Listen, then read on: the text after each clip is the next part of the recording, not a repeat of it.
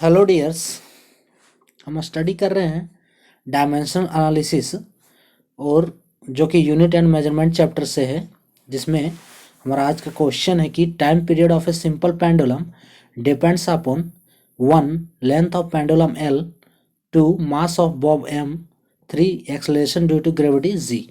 Find expression for T using dimension analysis.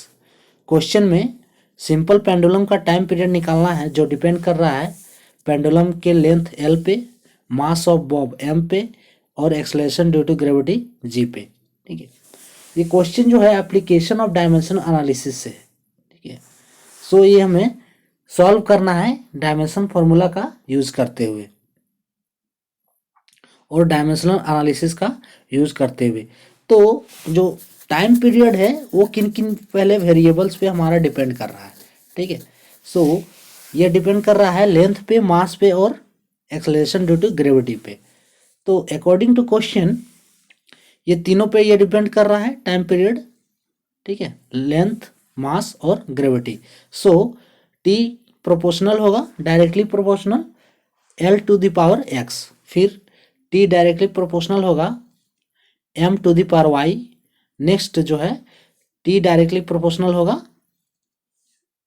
G to the power Z। अब हम जब इसे प्रोपोर्शनल का साइन हटाकर इक्वेशन बनाएंगे तो टी इक्वल्स टू होगा, प्रोपोर्शनल हटेगा तो कांस्टेंट आएगा। So T equals to K L to the power x into M to the power y into G to the power Z, जहाँ पे टी है डायमेंशनलेस प्रोपोर्शनलिटी कांस्टेंट, जहाँ पे के है डायमेंशनलेस प्रोपोर्शनलिटी कांस्टेंट। टी हमारा time period है, सो के है हमारा डायमेंशनलेस प्रोपोर्शनलिटी कांस्टेंट। अब हमें क्या करना है कि इस इक्वेशन को, जो time period for simple pendulum, ये डायमेंशनली निकालना है। ठीक है, सो सबसे पहले हम जो गिवन वेरिएबल्स है उसका डायमेंशन निकालते हैं। तो गिवन वेरिएबल्स हमारा क्या है, फर्स्ट है टाइम पीरियड। तो डायमेंशन ऑफ टाइम पीरियड क्या हो जाएगा इसमें, यानी कि डायमेंशन ऑफ टाइम। ठीक है, सो डायमेंशन ऑफ टाइम और टाइम पीरियड टी। तो टी का एसआई यूनिट सेकंड और इसका डायमेंशन होता है टी। नेक्स्ट है मास। ठीक है, सो मास का यूनिट क्या होता है, केजी, और इसका डायमेंशन होता है एम। नेक्स्ट लेंथ है एल, तो लेंथ का एसआई यूनिट मीटर और इसका डायमेंशन होता है एल। नेक्स्ट वेरिएबल है एक्सेलरेशन ड्यू टू ग्रेविटी, यानी कि एक्सेलरेशन। सो एक्सेलरेशन जी, तो एक्सेलरेशन का जो यूनिट होता है वो क्या है, metre per second square is equals to LT power -2। ये हमने फाइंड कर लिया चारों टर्म्स का डायमेंशन। ठीक, अब हम क्या करते हैं कि इसको इक्वेशन A मान लेते हैं और इस इक्वेशन को हम इक्वेट करते हैं डायमेंशनली। ठीक है, इक्वेटिंग द इक्वेशन, और ये भी हम कह सकते हैं कि according to principle of homogeneity इस इक्वेशन को LHS और RHS दोनों साइड इक्वेट करते हैं। So equating the equation A और according to principle of homogeneity equate the equation.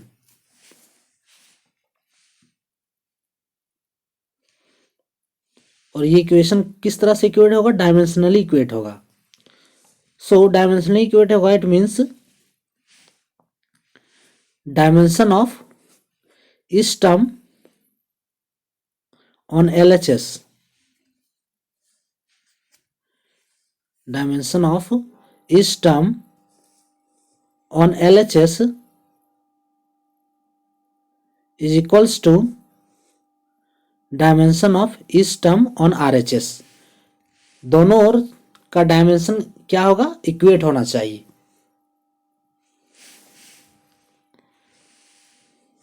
Dimension of each term on LHS equals to dimension of each term on RHS। अब हम इस equation को equate करते हैं dimensionally. सो RHS में क्या है, टाइम पीरियड। एलएचएस में हमारा क्या है, टाइम पीरियड। तो टी इक्वल्स टू हो जाएगा एलएचएस में, ठीक है, एलएचएस इक्वल्स टू टी हो जाएगा। अब आरएचएस में, तो आरएचएस में क्या है कि ये तो डायमेंशन लेस है, सो एल का क्या डायमेंशन निकाला, एल पावर एक्स, फिर इनटू मास के लिए एम पावर वाई, और एक्सेलरेशन के लिए एल टी पावर -2 का होल पावर जेड। ठीक है, इस इक्वेशन को आप सॉल्व करेंगे तो टी को लिख सकते हैं कुछ इस प्रकार से। यहाँ पे एम का पावर 0 है, एल का पावर 0 है, और टी का पावर 1 है। ठीक है, equals to M power Y हो जाएगा, फिर एल पावर क्या हो जाएगा, एक्स प्लस, यहाँ पे जेड है तो एक्स प्लस जेड। ठीक है, मल्टीप्लाई में पावर का जेड पावर का जोड़ होता है। ठीक है, फिर टी पावर -2z। ठीक है, अब हम इस इक्वेशन को कंपेयर करते हैं। कंपेयर मीन्स जो हमारा सिमिलर टर्म है, सिमिलर डायमेंशन है, उससे हम इस इक्वेशन को कंपेयर करेंगे। कंपेयर इसलिए किया जा रहा है ताकि हम एक्स वाई और जेड का वैल्यू फाइंड कर सकें।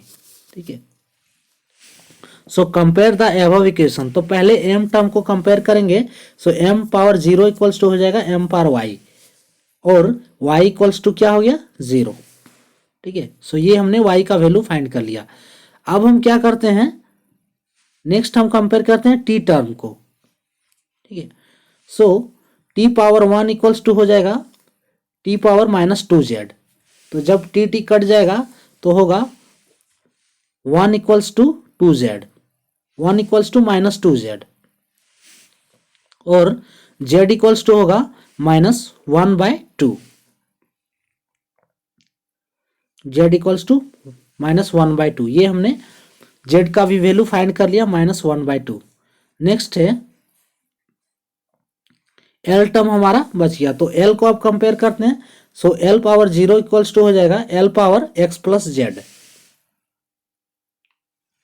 यहाँ पे z का वैल्यू हमने निकाला है -1/2। सो l हमारा कटेगा तो इक्वेशन होगा 0 equals to X plus Z, और 0 इक्वल्स टू हो जाएगा x minus X plus -1/2। Z का वैल्यू हम पुट कर देंगे -1/2। So 0 equals to X plus -1/2, इसलिए x इक्वल्स टू हो जाएगा 1/2। सो हमने x का भी वैल्यू यहाँ पे फाइंड कर लिया। अब x, y और z के वैल्यू को हम इक्वेशन ए में पुट कर देंगे। Put the value of x, y and z in equation A. तो जब इसका वैल्यू हम पुट करेंगे, सो ये हमारा इक्वेशन क्या होगा, t equals to K, l का पावर क्या है 1/2, so k into L power 1/2 into M का पावर क्या है 0, एंड g का पावर क्या हो जाएगा -1/2। हमने क्या किया है, l का पावर 1/2 यानी कि x बराबर हमने 0 निकाला था, x बराबर हमने 1/2 निकाला था, उसको पुट कर दिया। y बराबर जो था उसका वैल्यू पुट किया, y बराबर 0 था तो m का पावर 0 हो गया। z बराबर -1/2 था, ठीक है, तो उसको हमने पुट कर दिया। सो पुट करने पे हमारा, जब हम पावर 1/2 को हम रूट में कन्वर्ट करेंगे, सो t इक्वल्स टू हो जाएगा t equals to k into √L/g। तो ये हमने इक्वेशन फाइंड कर लिया time period for simple pendulum. ठीक है, ये equation time period for simple pendulum t equals to k √L/g। अब k का जो है डायमेंशन ये नहीं फाइंड किया जा सकता है, k का वैल्यू जो है डायमेंशन के द्वारा नहीं फाइंड किया जा सकता है। सो आप इस इक्वेशन को यहाँ भी छोड़ सकते हैं, और अगर आप आगे ले जाना चाहते हैं तो k का वैल्यू जो है एक्सपेरिमेंट के द्वारा फाइंड किया गया है, k इक्वल्स टू 2π। सो जब k इक्वल्स टू 2π पुट करेंगे तो t इक्वल्स टू हो जाएगा 2π √L/g। सो ये हो गया time period for simple pendulum T equals to 2π√/L/g। तो दोनों इक्वेशन यहाँ पे करेक्ट है, ठीक है। According to dimensionally T equals to k√/L/g ये भी करेक्ट है, और ये हमारा फुल इक्वेशन है टी इक्वल्स टू 2π√/L/g। तो ये था आज का हमारा क्वेश्चन फ्रॉम डायमेंशन एनालिसिस।